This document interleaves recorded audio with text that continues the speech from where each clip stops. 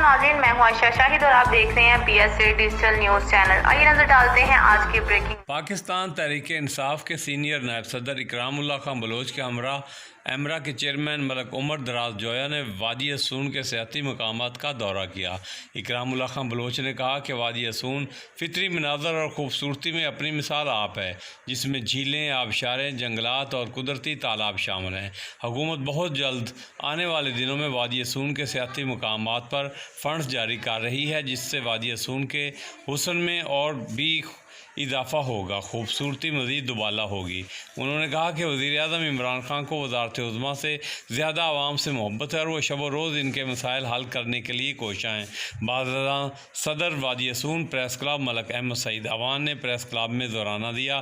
اس موقع پر چودھری مسعود، عبدالرحمان بھٹی، شاہد یاسین، ملک عالمگیر، مزمل خان بلوچ، ملک نواب خان اور چیئرمین وادی اسون پریس کلب نوشہرہ ملک زاہد